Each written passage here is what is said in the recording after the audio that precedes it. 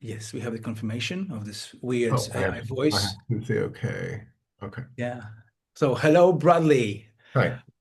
It's a pleasure to have you here with us today, 16th of December. So, a perfect treat in the pre-Christmas season. Hmm. Um, and I'm really glad to have you in as my as my guest. I've been meaning to invite you for a long time, ever since I did research on memes. Yeah. Hi, come in, come in. So your book was one of the Yeah. most important in the research of mine. Oh, thank you. Um, Oh, so yeah, so it's really it's kind of a dream come true situation for me, and that's a very kind. big thing. Okay, so let me do the official introduction. So Bradley Wiggins is an associate professor and head of the Department of Media Communications at Webster Vienna Private University. His research examines memes, digital culture, and political communication. He's an author of The Discursive Power of Memes, and that's the book I have mentioned that's sort of instrumental for my research. And he is also a member of the New Media and Society editorial board, um, which is also an amazing thing because I've been trying to publish my research in that very journal. Maybe we could collaborate. I have three publications there, so maybe All we could. right. Okay, that's great. That's good to know. Okay, I'm not going to waste any more of your time and our guests' time. Bradley, thank you very much again. Your talk is set to be just brilliant, and I'm really looking forward to hearing more of it. So I'm shutting up. The virtual floor is all yours, Bradley. Welcome again, and yeah, let's begin. Okay, dziękuję very much for the invitation and the ability, the opportunity, excuse me, to speak with you and your students, both virtually in the classroom and online. My talk today is titled Hybrid Folklore about Understanding Digital Culture in the Age of AI. Um, at the core of any notion of folklore, and you need to keep this in mind, please, is performance. Any definition of folklore that you look at it, they're talking about performance. From the very first time it was mentioned, which was the late 19th century into the 20th century, folklore was about performance. And a lot of my work over the last 10 plus years or so has been in the realm of what I call, and I've tried to define digital culture.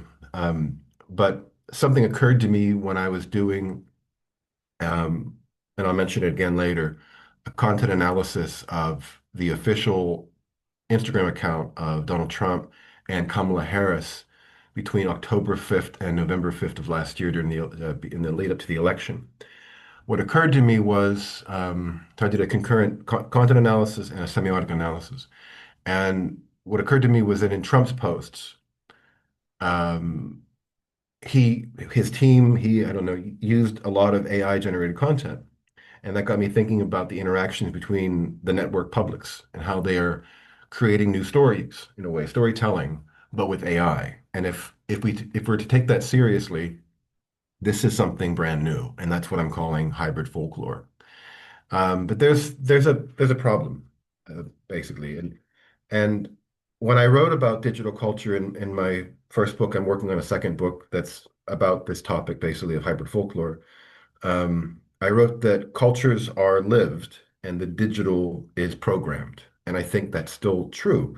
Um, and if we're talking about merging the two, the lived culture and the digital, this is a technological achievement that is tantamount to both praise and concern.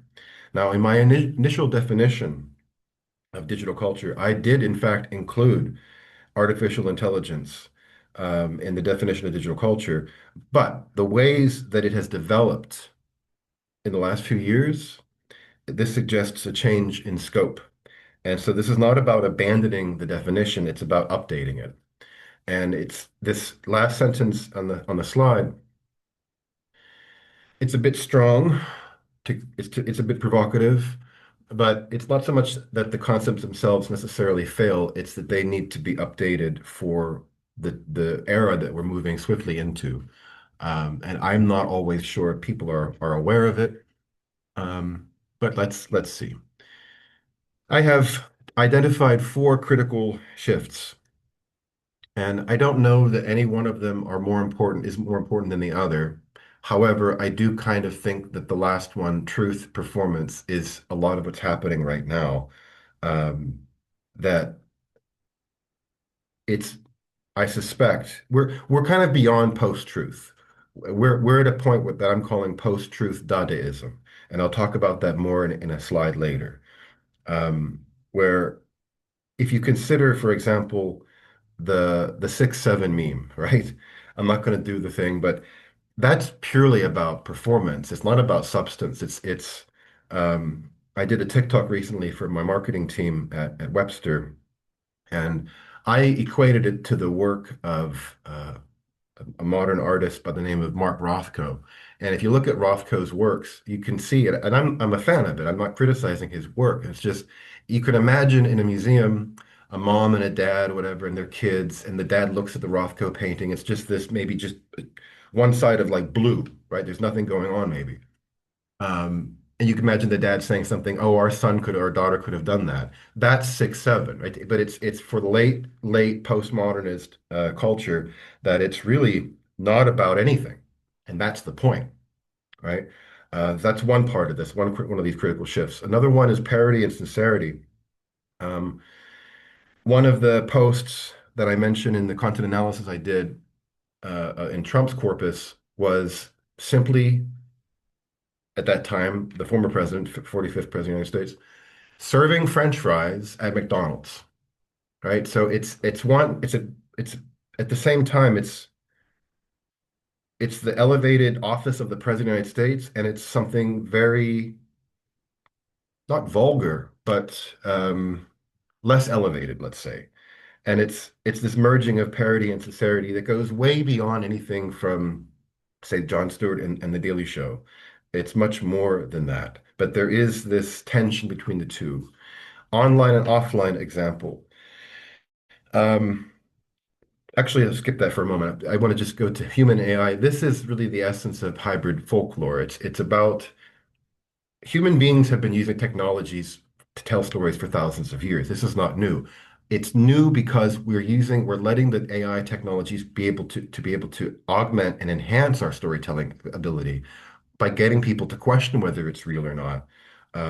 And so that's happening alongside performance, and performance is a critical aspect. But to online, offline, the best, I'd say recently historic example of this is, I think 2016. It was the Pizzagate scandal that then prompted the emergence of QAnon. Um, and it's this notion of something in folklore called ostension, meaning you want to go out and seek to see if the urban legend, like with Slender Man or whatever, the back rooms, you want to see if it's real, right? It's that thing that something happens online that then prompts offline reality. And there is rather a definition. I have it open on my from Wikipedia, but it's still good. From Linda Day and Andrew Vazzoni, and the article "Does the Word Dog Bite?" They say that folklore, those operating in folklore have to recognize that fact can sometimes become narrative, and narrative can become fact. So this is something to keep in mind with regard to potential real world consequences. One quick example would be beyond Pizzagate and everything, something that happened this year. In February of this year, Trump issued an executive order that was about, and you can look it up, white genocide happening in South Africa. There is no white genocide happening in South Africa. The president of South Africa told Trump this, but it maintains, and it was maintained through Elon Musk's Grok AI chatbot that was publishing stuff about white genocide, prompting real world policy. Trump to be able to get, I think, 54 asylum seekers from white African asylum seekers to. So you have the online conspiracy theory of white genocide, great replacement, or whatever, and it leads to offline consequences. And it gets even more complicated because of AI content. Case in point, when parody becomes sincere.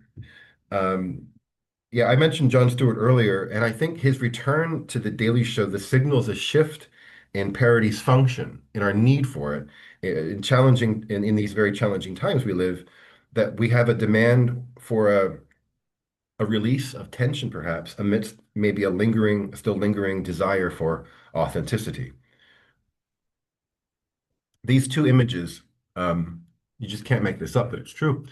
On the left, now I'll start with the one on the right. The one on the right is from a TikTok account called Nostromo Core. I'd look it up if you want. Um, it's wild. They have these AI generated videos of a kind of childlike JD Vance, chubbier, like the remix of The Shining here. And they've been doing this for several weeks and months.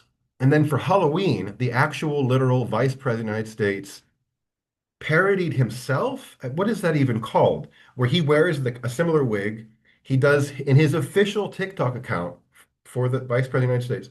He did this bizarre kind of Halloween greeting about the importance of thanking, which is a reference to how he treated Zelensky when he was in the White House. But so it's kind of like the sentence at the bottom. I'm not sure if it's we no longer have the ability to distinguish. My concern is that maybe we don't care about the ability to distinguish between performance and authenticity, between this interaction. And I wonder if this is a symptom of placing so much importance on followers, for example, than substance of any given content. Um, yeah. So another example of the AI storytelling turn. This is a post taken from Trump's official Instagram post from October 21st of last year, got over 1.4 million likes. Compared to Kamala Harris's post, by the way, just to keep this in, because you need to know this factor. Trump's team posted an average of 6 times a day. Kamala Harris's team posted an average of um, like 15, 14 times a day. So Trump posted like half as much, but got way more engagement. And he got the engagement because I think, whether intentionally or not, if you look at the work of Umberto Eco, he talks a lot about the grotesque. And there's a lot written about beauty, but not as much written about the grotesque.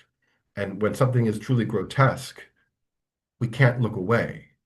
And I'm not claiming necessarily that the AI generated image of Trump as a Pittsburgh Steelers football player is grotesque, but there is this merging of the elevated platform of the President of the United States with football, the common person, this kind of thing, and also the fantasy of moving from, the 45th president to number 47, the 47th president. Of course, now he's both.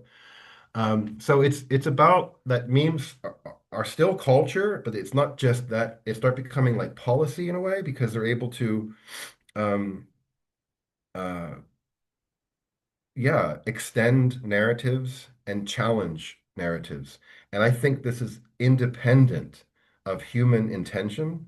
And I think it's the same thing that if people have a concern about the author of a given meme, like if someone does the most racist, homophobic, misogynistic meme you could think of, on the one hand, okay, you could be concerned with who created it. I don't really care about that. I'm more concerned with who shares it and why. Like you could share the most triggering content and not really believe it or feel it or whatever, but you're still participating in the performance aspect of the storytelling that's both offline and online. That's the essence of hybrid folklore. I have to do a little shameless self-promotion in a sense and talk about my previous work, but I don't know how else to do this without doing so. Um, the I have three, more like four foundational contributions. One is simply looking at what I call the discursive power of memes, meaning that it's about discourse and ideology and how memes, and I don't mean meme like a meme of a cat doing something cute. Although lately with AI generated content, you've probably seen on TikTok all these AI generated cats like playing instruments on someone's porch. I've been seeing that a lot. It's really kind of bizarre and funny at the same time.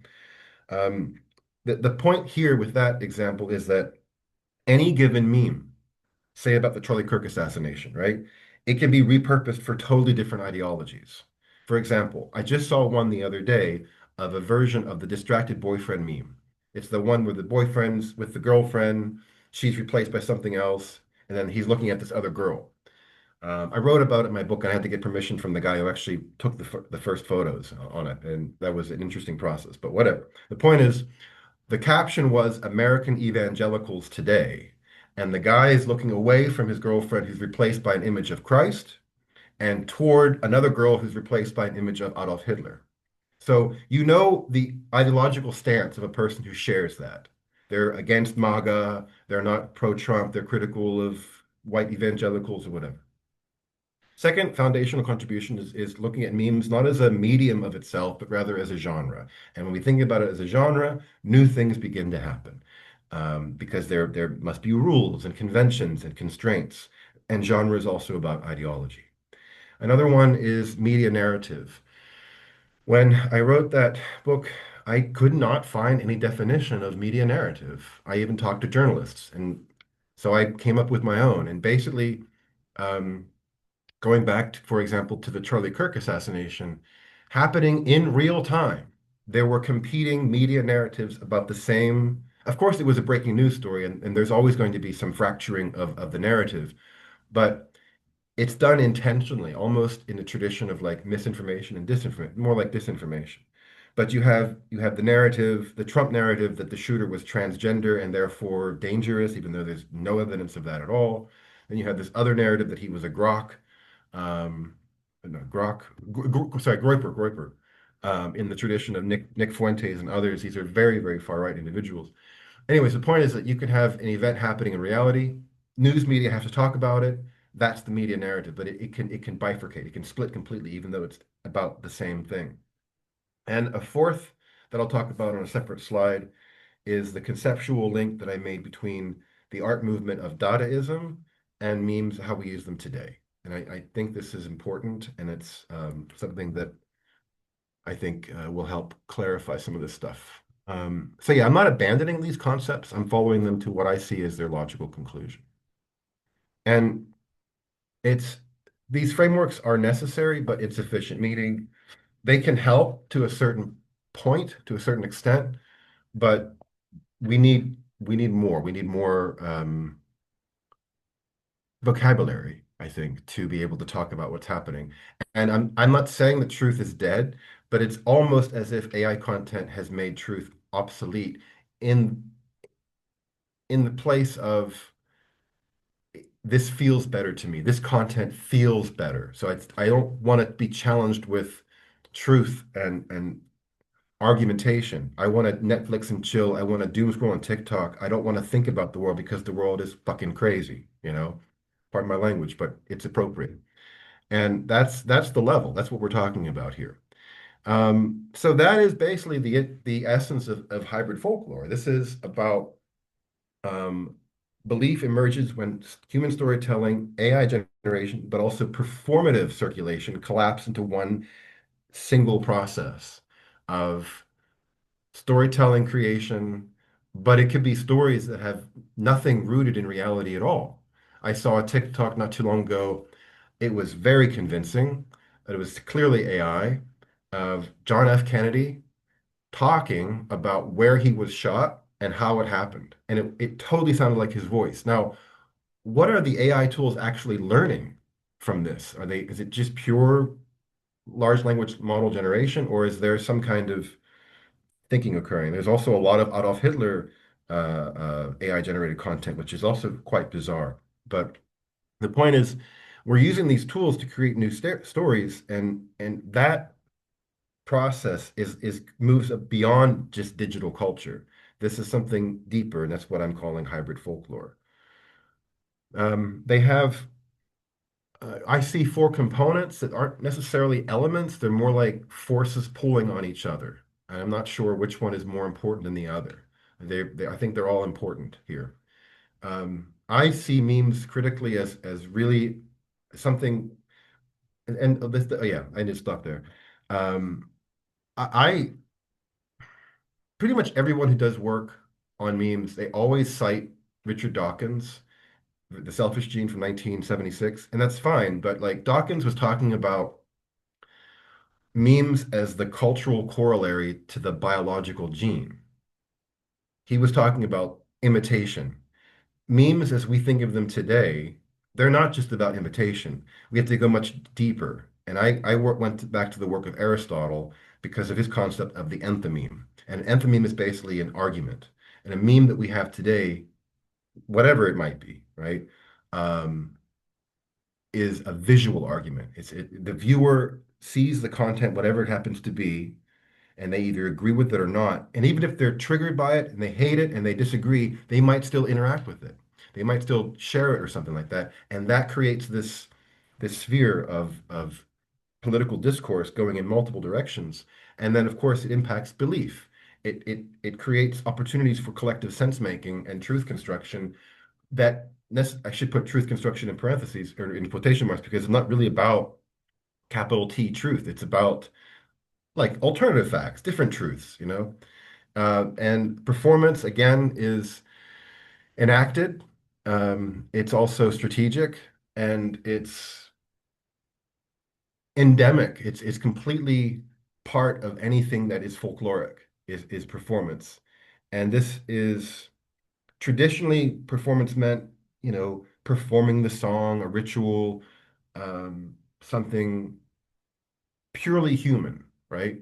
But with AI content, this is no longer just human. This is now going to the fourth component, AI generation. It's also the algorithmic co-creation and co-curation. It's like you're in a museum and the AI, the algorithm is showing you where to go, but that's happening online all the time. So they're not elements or forces pulling each other. And now, as I've mentioned, I need to talk a little bit about Dadaism. Dadaism was a artistic movement that emerged 1915, I believe, in Zurich, Switzerland. And it emerged at a time when the artists, it's like in the image, you see a male figure that's actually an AI-generated image of Marcel Duchamp, who's a major, one of the early ones in Dada. What they wanted to do, they were horrified by the outbreak of the Great War, of the First World War. They saw society and civilization failed, basically, and all of the isms, religion, everything, it just failed. So they turned to the absurd and contradictions and breakdowns and really challenging meaning. And they did this by taking pieces of encyclopedia, the Bible, maps, and they would put things together into a collage, a pastiche, a bricolage. And that's exactly what we do with memes today. We just do it digitally. We put things together, we share them, we remix images constantly, which I see a conceptual link between what we do today and early Dada.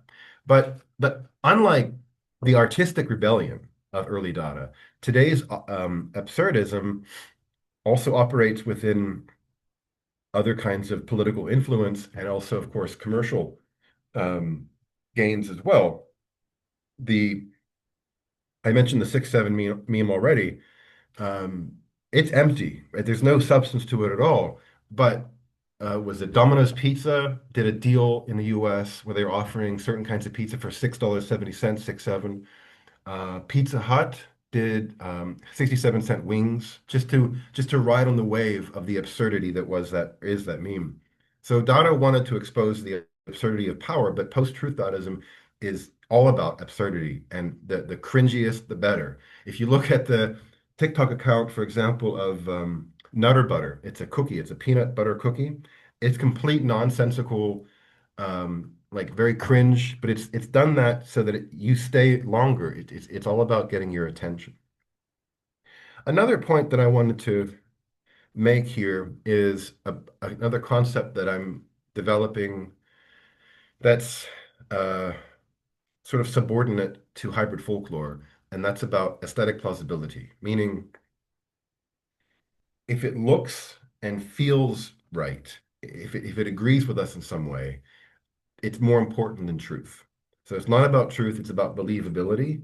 And you can achieve that through being resonant with your content. If it resonates with someone, a group, for some interest, some whatever the issue might be, it may become more shareable. And so the visual coherence of it connected with an ideology of practice is all part of it.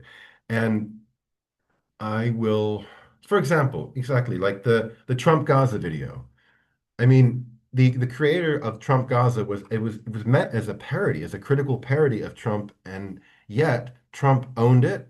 He shared it to his Truth Social, and that became a story for his followers. He totally redirected it. It's almost like he created his own media narrative about something that emerged as a criticism of him, and it becomes something new. That's all hybrid folklore. Um, this is a screenshot on the left of a 6-7 meme.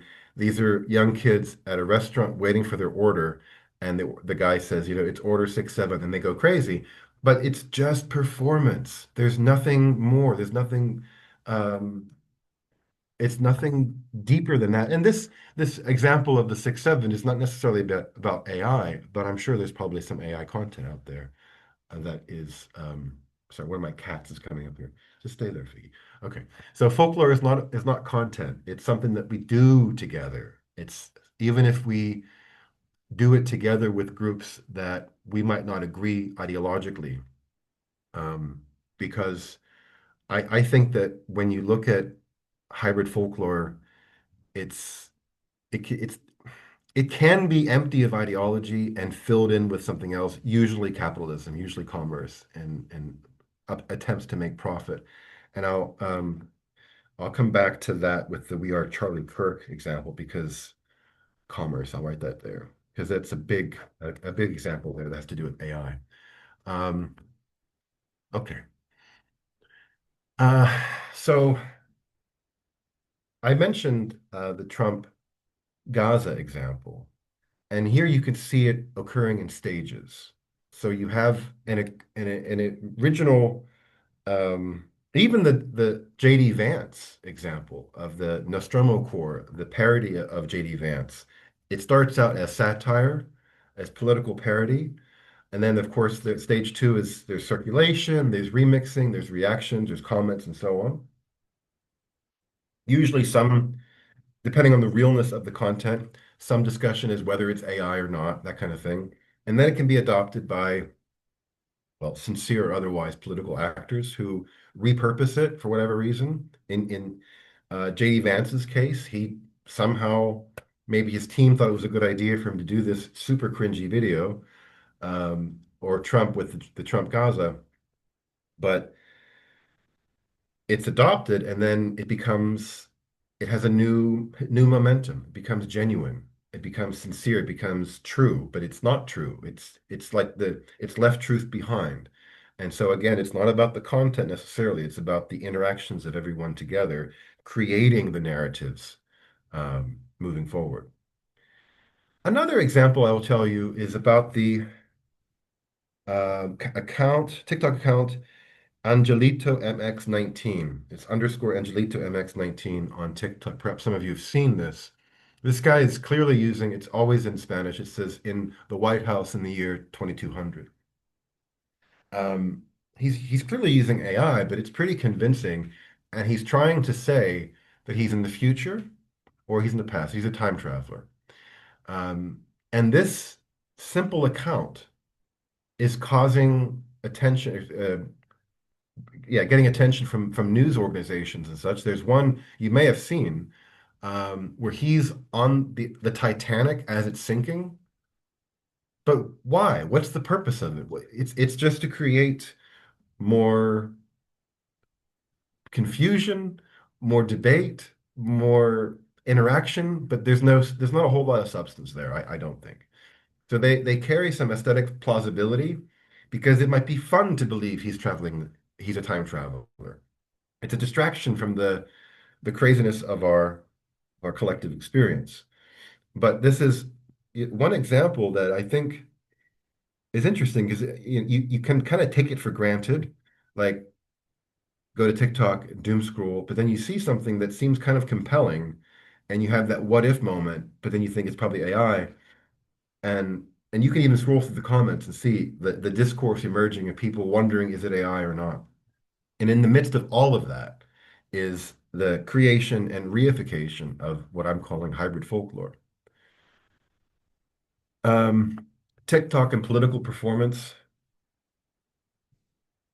TikTok really changed a lot of things. Um, I remember in Trump's first term, you had from his inauguration address, he talked about America first. And then the Netherlands, this comedian in the Netherlands did this video of America first, Netherlands second, and then other countries followed suit.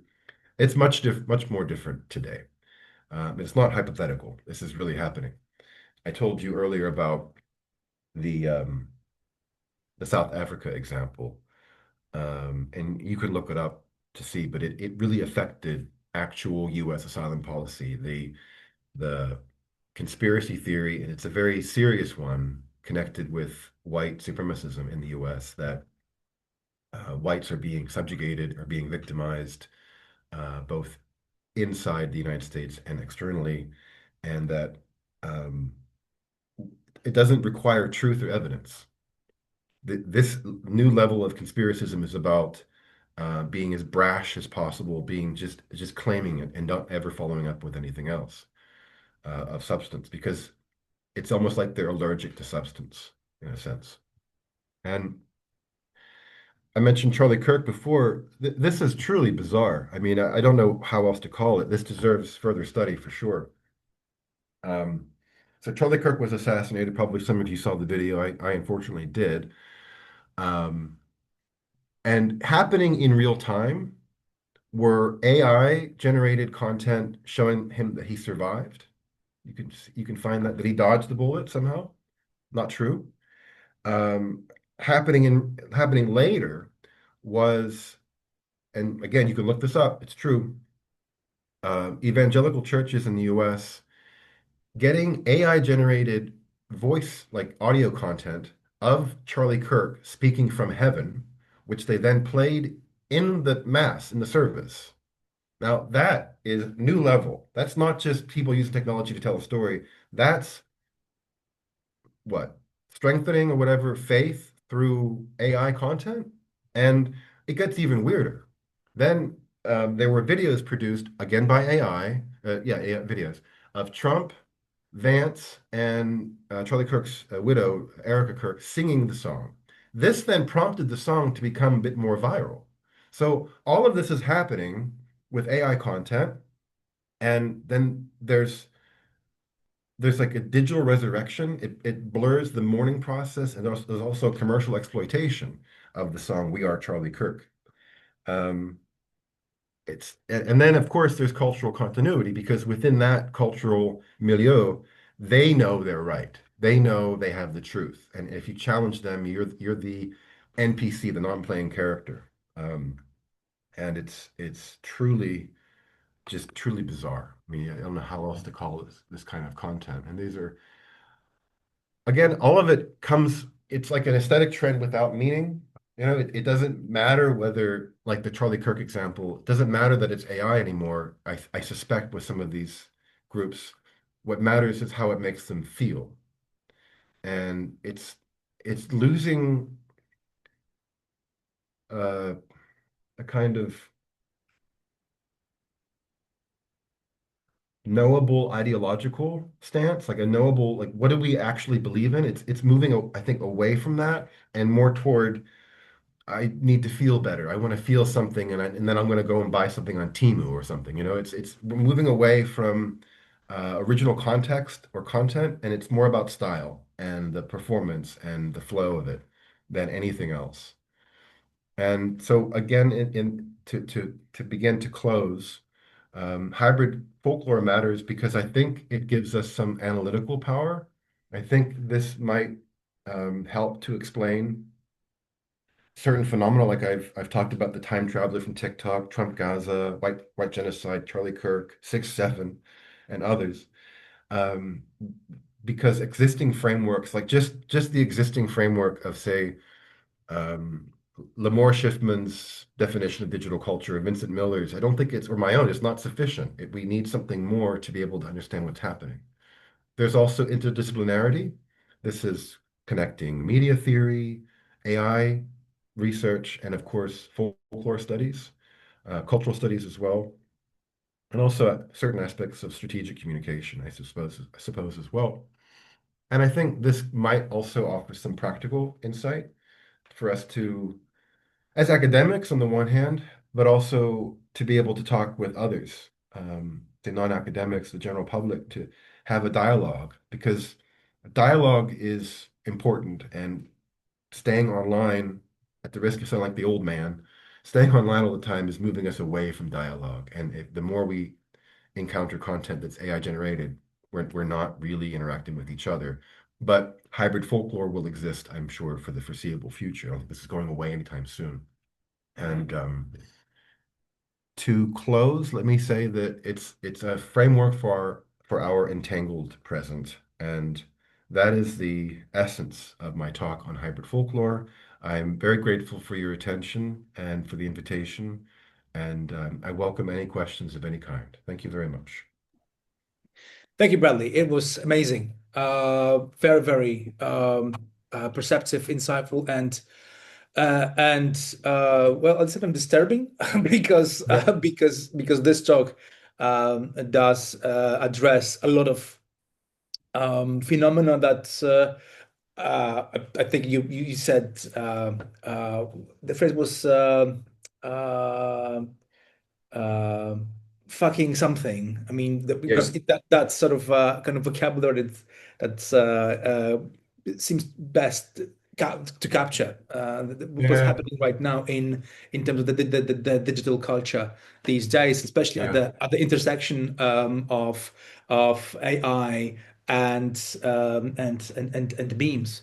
But let's open the Q&A session. Okay. So if there is anybody in the room or in the Zoom who would like to ask questions, now is the time.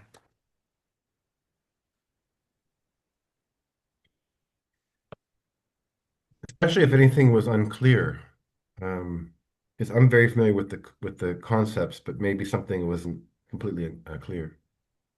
Hmm. Hmm.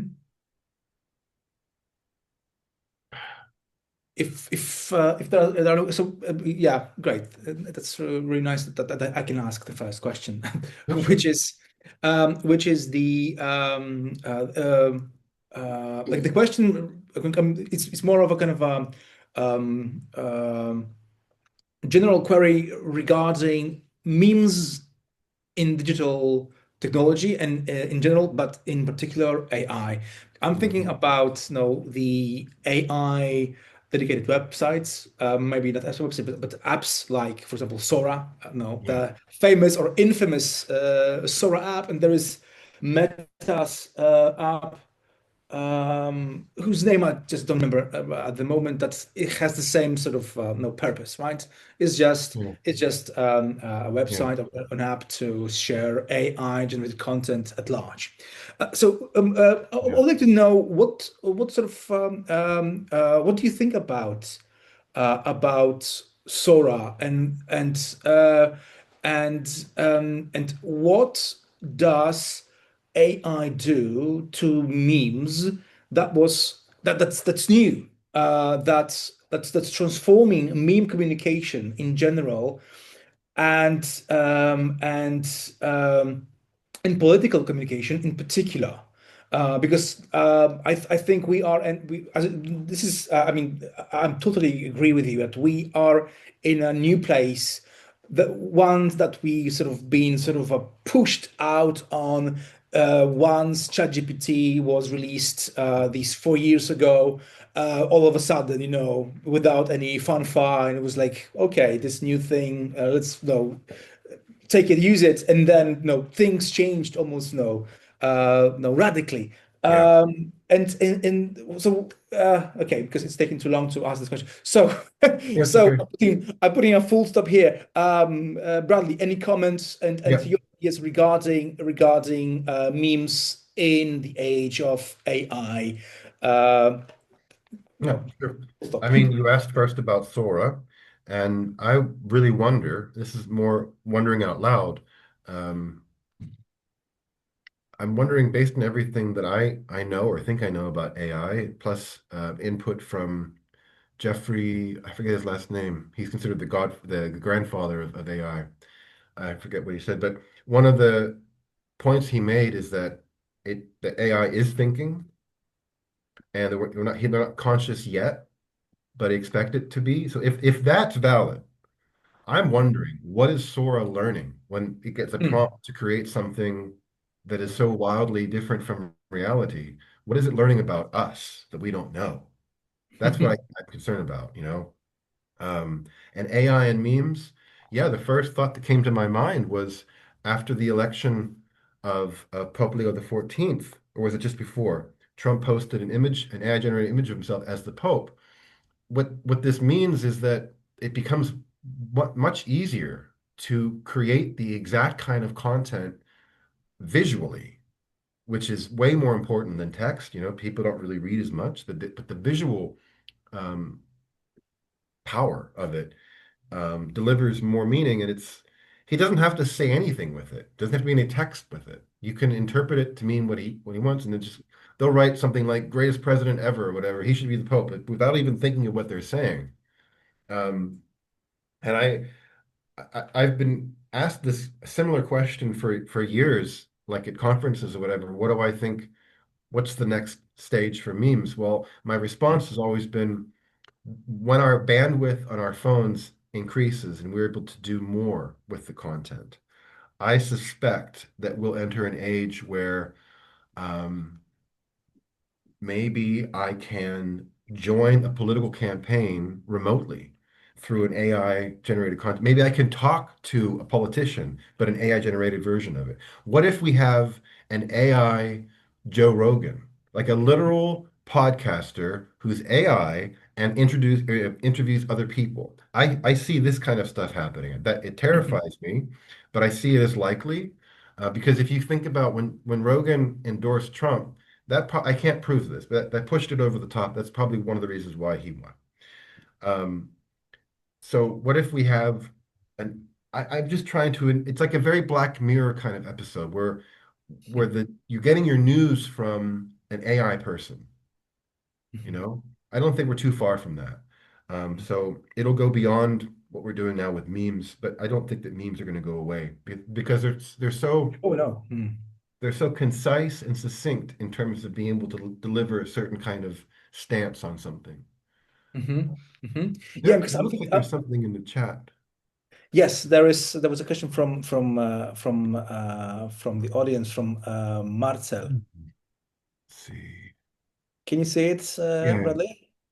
Do you think, wait, hmm do you think such initiatives have any reason to be used longer run with digital cat out of the bag, or would it be a swan song of media? No, I think it's good to sort of next year as a form of resistance to AI generated content. Yeah. Um, I I don't I mean this is personal and professional at the same time. I don't think it's wise to just do a digital detox of like forever, you know, of it. I don't think it's realistic because the content like it's like when Zizek talks about ideology and you have to be forced to be free. We're forced to use technologies and platforms. We have to in order to interact with each other. So I don't think it makes sense to leave it completely. However, I do think it makes sense to take breaks. And one thing I do sometimes, and I encourage my students, and I'm being serious, is like leave your phone at home and just go for a walk for 20 minutes. Just 20 minutes. Just get bored. Allow your mind to get bored. 20 minutes. It's not that long. Go sit on the bench and just sit and think. You can go back to your phone after 20 minutes, you know? In my own work and writing, I want to be bored sometimes because that's when the creativity can happen. If I just always have content, it's too much, you know? So, yeah. We have another song, or sorry, question from Annalena. Yes, hi. Hi. Hi, can you hear me okay? Oh, yes. Yeah. Yes. Perfect. Thank you so much for this interesting talk, and thanks to Bart for inviting me to join. I have a question that's going more in a narratological path because I was wondering throughout your talk, you emphasized concepts that are kind of very old ones, like, for example, parody, irony and like these point to classical concepts of ways to tell stories. And they also include a kind of instrumentalization of rhetorics. Hmm. And I was wondering if the digital culture, as you also framed it and presented it, sometimes has learned to kind of on a meta level operationalize this knowledge about the power of stories in a way that we haven't seen before. That would be something I, in my research, also encounter Yeah, in a way that this knowledge has been there since the ancient times. Like look to the Greek mythology and stuff like exactly. that. But to me, it feels like we are in a more technologized environment now. We do have all these AI components, etc. But somehow these programs and as well the people who are utilizing it have somehow better understood the fact that stories carry a certain power and they functionalize these things, in my opinion. So I was curious what you would say to something like that, how you see it. I completely agree. I mean, you're right. A lot of the concepts that went over, they're older, yes, of course, necessarily so, because we have to build on what came before, on the one hand. Um, you remind me of a TikTok I saw of Crooked Media. It's a good podcast I recommend. It's called Crooked Media, John Favreau. And I showed it to my students in class. Basically, he's reviewing the content from TikTok executives that they know for sure that um, they have designed content or designed the algorithm such that they don't want people to look in each other's eyes. They want people to just look at the screen and stay there. They also know what kind of bodies they want people to see online, body shaming in some cases too. Now, to your question about storytelling and um, the different kinds of rhetorical stuff, yeah, I mean it's what everything that you were saying in terms of like the older perspectives and what we're doing today with digital culture, that's basically what I'm calling hybrid folklore because people are doing it and they're enacting it. And it's the enaction of it that makes it folkloric because I can I can add to the story by talking about it like we are right now. We're studying it in a way, but we're also um yeah, we're identifying something that's happening at a macro level of society. And I don't know that the micro is aware of it yet. And that kind of frightens me sometimes. That's super interesting, and I just would love to add that maybe now the storytelling part isn't longer like for a niche of people like the literary people, but it has become commonplace, and so this knowledge and the affordances that come with it have come somehow spread over the digital communication channels. So I totally see your point. Thank you very much for answering the question. Yeah, sure. And I would add to that, I'm well aware of BookTube on TikTok. Sorry, there's BookTube on YouTube and then BookTok on TikTok. The community of people who love to read, talk about their books, play with their books and everything. It's lovely. But there's a catch. It's causing a lot of commercialization about books, just buying the thing, showing it, maybe not actually reading it. And then that produces waste. There's a green aspect to it that is that's concerning.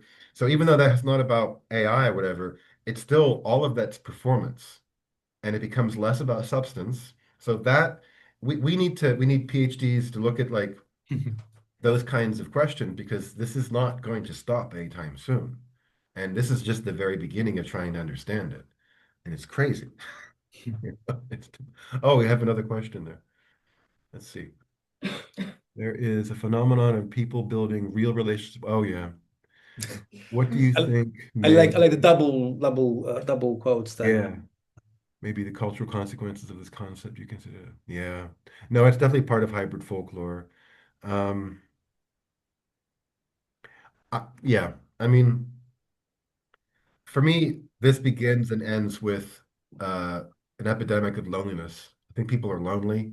Um, not to use a triggering statistic, but you hear all the time about gun deaths in the United States, but it's over 60 some percent, like 65, 66% of gun deaths in the US are actually suicides.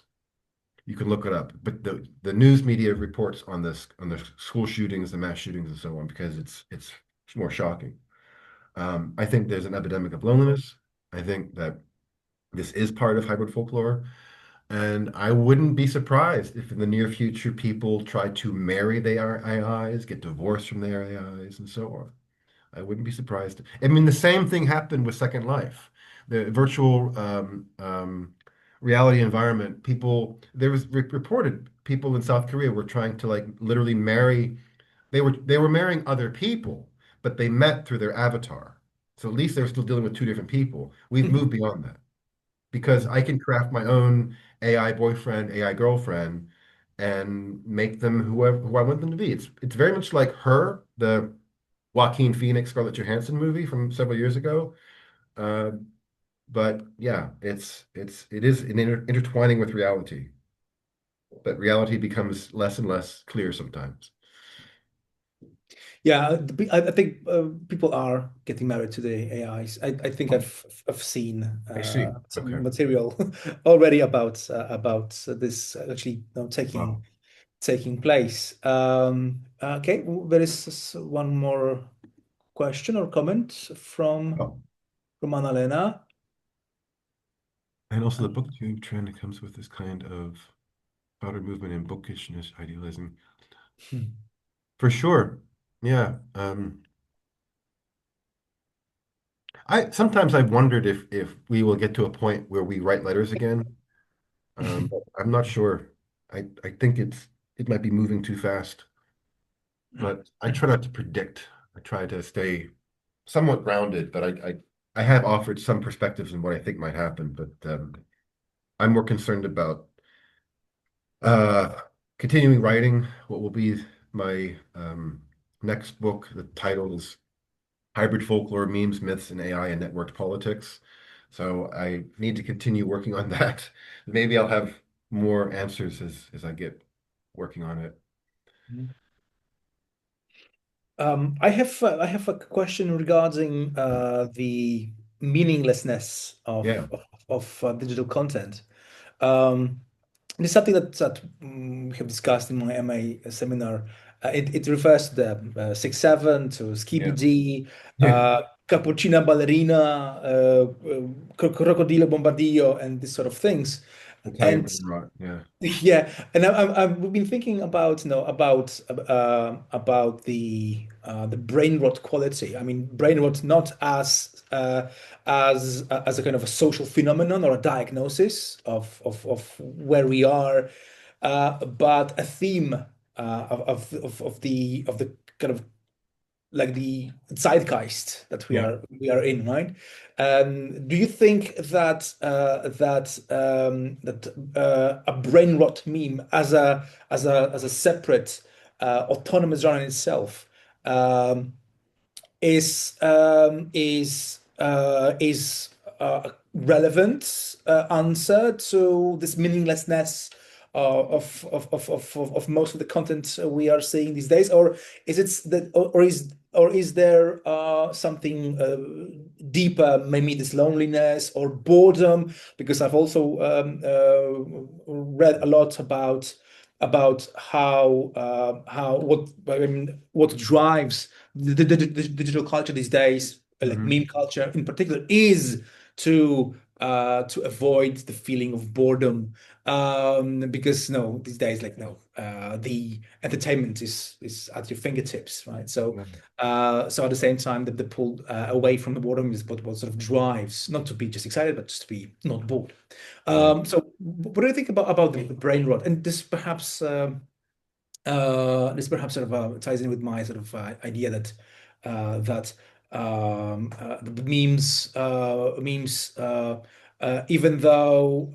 even though apparently meaningless, they do possess some sort of, let's say, diagnostic potential when it comes to no the zeitgeist. Yeah. Um, I see it as uh,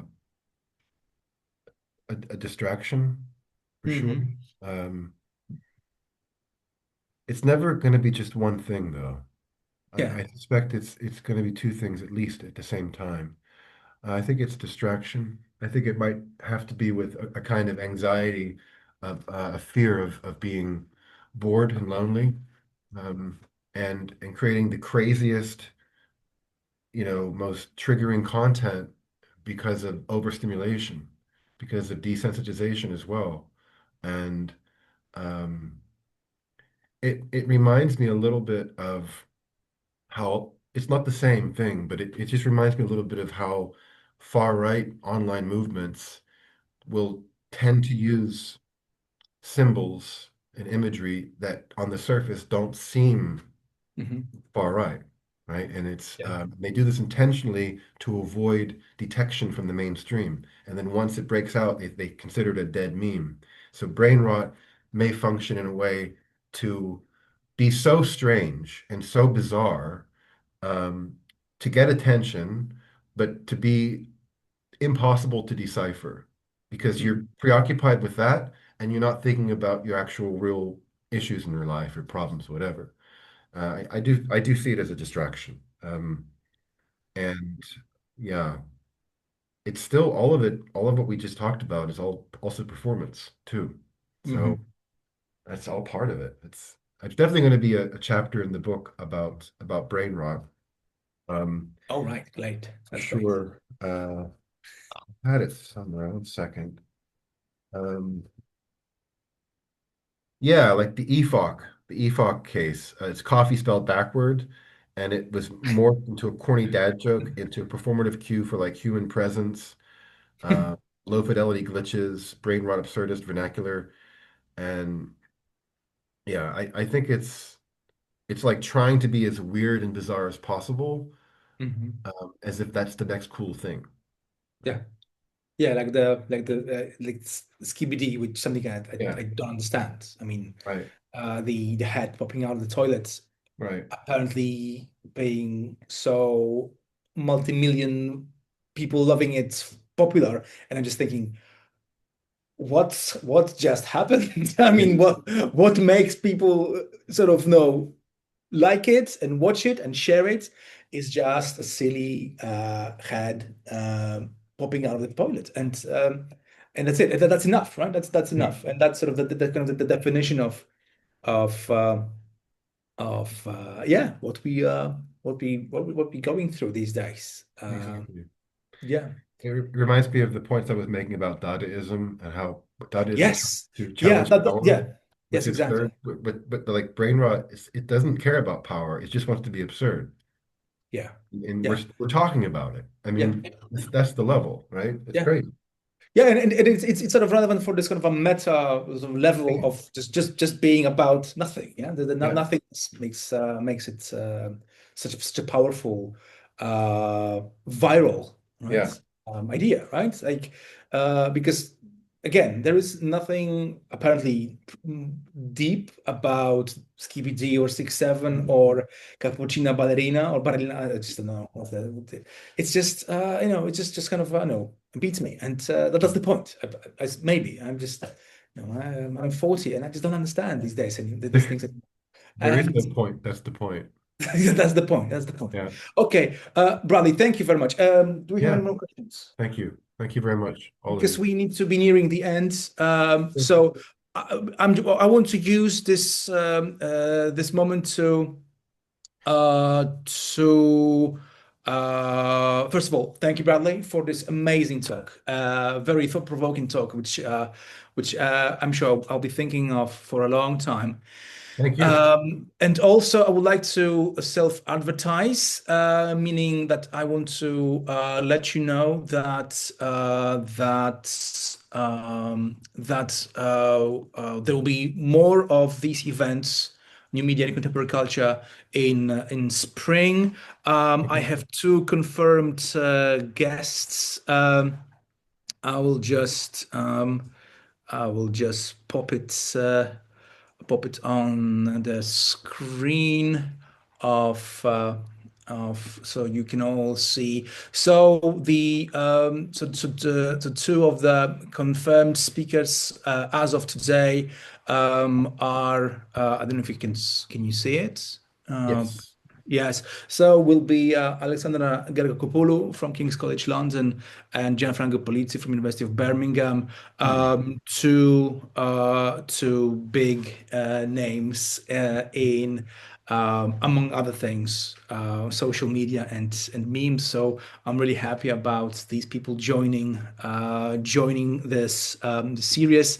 And there are others that might potentially join us later. But these are just these two to confirm two confirmed names, which I'm very happy to share with you right now. So. Thank you, everyone. Thank you, Bradley. Yes. I would like to wish you all the best for the coming holiday seasons. Merry Christmas and Wesoły świąt. yes, thanks, Bradley. Thank you. Thank you very much, everyone. See you around and take care. Bye-bye. Bye. Thank you. Bye. Thank you. Bye bye.